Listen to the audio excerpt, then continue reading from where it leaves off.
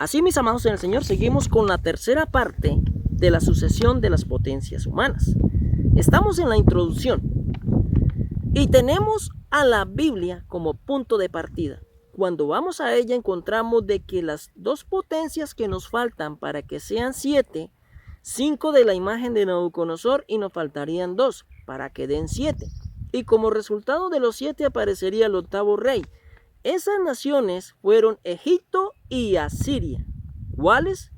Egipto y Asiria. En el orden serían descritas de la siguiente manera. Egipto, la primera potencia.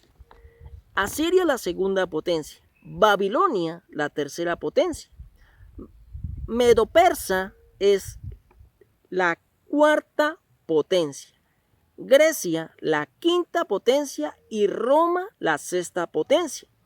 Ya con el nuevo pacto y los cristianos sería la séptima gobernación, el cual es el proceso de transición donde aparecen los reyes que dan como resultado la octava gobernación, el octavo rey, la gran bestia, en la sucesión de las potencias humanas que tuvieron relación con el pueblo de Dios.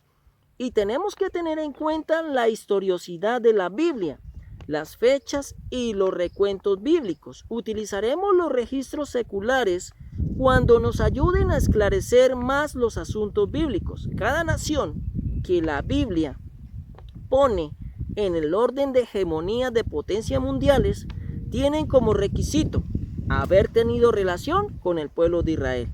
Todas las potencias con respecto en la imagen de Nabucodonosor tuvieron relación con el pueblo de Israel. Una relación de enemistad, de sujeción, humillación y esclavitud. Pero como vamos diciendo, junto con los pies vamos en 5, faltarían 2. Y ya dijimos que esas dos potencias son Egipto y Asiria. Hoy partiremos con la primera potencia mundial dentro del conteo de los 7, y es Egipto.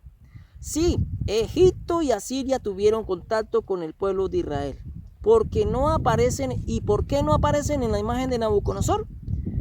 Este contacto no es lo mismo y no sucede de la misma manera como las potencias que aparecen en la imagen de Nabucodonosor. ¿Qué pasó con Egipto y su relación con el pueblo de Israel? A diferencia de Nabucodonosor, que tomó sus ejércitos poniéndolos en fila militar, trabajó y planeó una conquista sobre Israel, someterlo, volverlo esclavo y utilizarlo para su surgimiento de provecho de poder y alcanzar su dominación convirtiéndolo al pueblo de Israel como parte de su imperio o de su territorio, y para eso utilizó la fuerza, la barbarie. Para eso asaltó el territorio de Israel. Así pasó con los medos persas, los griegos y los romanos. Estos sujetaron con fuerza en campañas bélicas y de guerra al pueblo de Israel.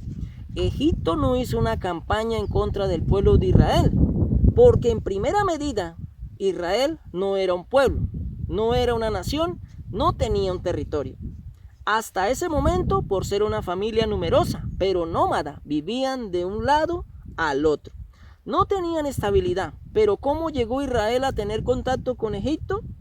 La manera del encuentro de Egipto con Israel, y vemos de que Jacob llegó con su familia pequeña, con los 12 patriarcas, las 12 tribus de Israel, los que posteriormente dieron nombre a la nación de Israel, dieron nombre a cada uno de los territorios en la tierra de Canaán, donde Jehová Dios les dio como heredad a los hijos de Israel.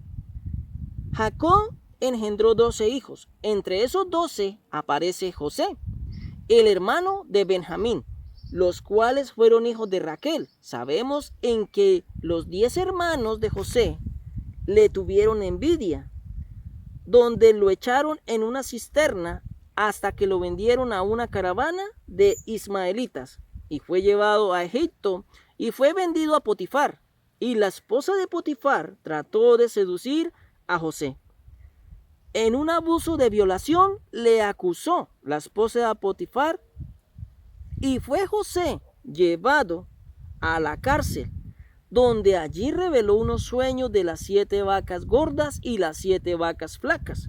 Y se vieron esos eventos para contarlo como la primera bestia. Después de que José interpretó el sueño, se le dio una gobernación para que tuviera un manejo sobre la hambruna que sucedería. José fue un administrador para que Egipto y otras naciones tuvieran alimento en ese territorio. La familia de Jacob terminó afectado por esa hambruna, a tal punto en que Jacob tuvo que enviar a comprar trigo a algunos de sus hijos a Egipto. Allí José lo reconoció.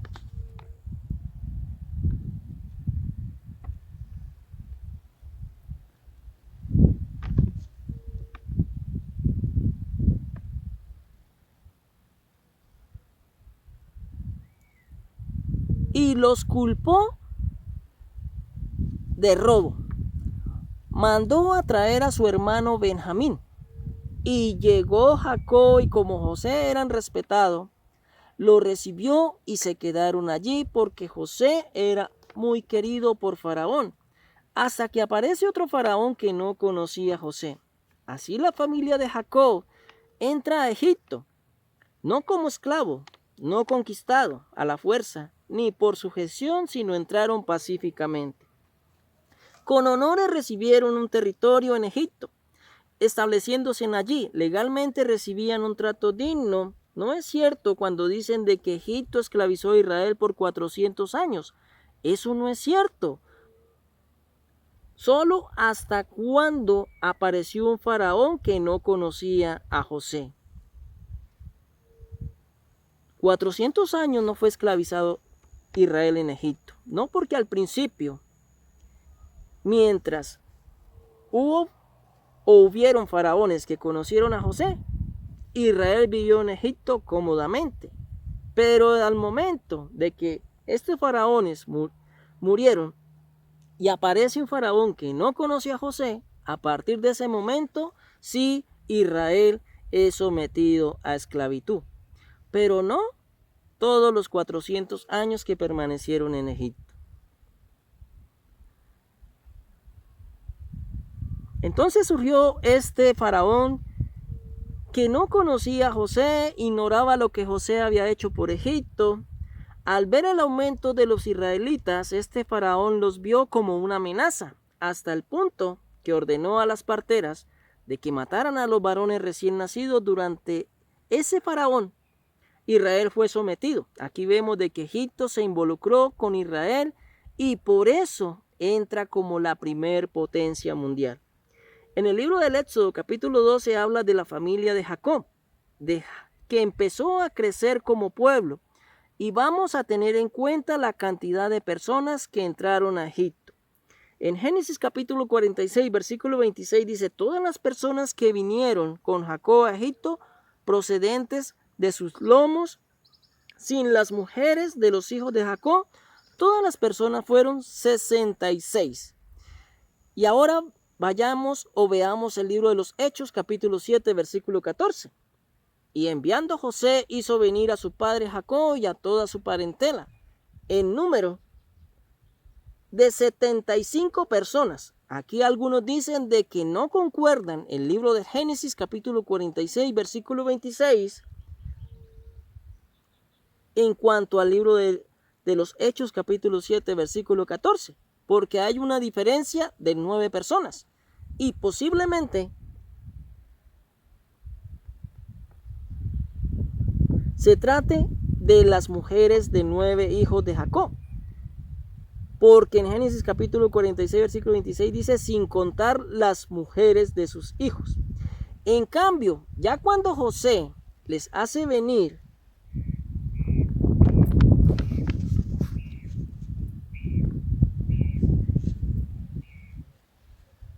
en el libro de los Hechos, capítulo 7, versículo 14, puede ser de que ya estén las 9 mujeres contadas para que se sumen 75 personas. La secuencia de las naciones, de las potencias o de las bestias como gobernaciones, las vamos a tener en cuenta desde el punto de vista bíblico. teniendo en cuenta los datos históricos y cronológicos de la Biblia. Las naciones que la Biblia tiene en cuenta se basa en la relación que tuvieron con el pueblo de Dios, que fue el pueblo de Israel. Llegando a la conclusión de que esas dos potencias como Egipto y Asiria no están en relación con la imagen de Nabucodonosor, porque su relación con el pueblo de Dios fue diferente, discrepa a las que aparecen en la imagen porque son de conquistarlos. En cambio, con Egipto, la entrada fue pacífica con honores, por cuanto José tenía un título de gobernador y se le brindaba honor por lo que había hecho por Egipto. Pero con el paso del tiempo, 430 años después,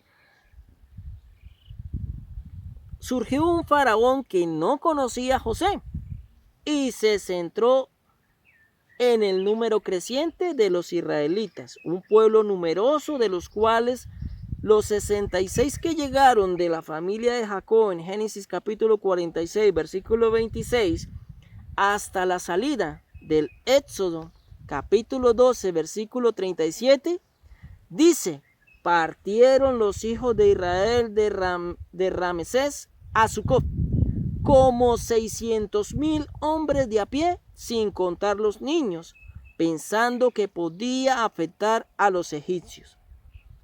Este faraón los esclavizó, construyendo ciudades y eliminando los recién nacidos, como en el suceso en que Moisés fue echado al río en una canasta para que fuese salvo. Así Egipto se convierte en la primera potencia que debe ser tenida en cuenta en el transcurso de la palabra de Dios. Es decir, Egipto es el primero de los 7 en el proceso de la recuperación del reino.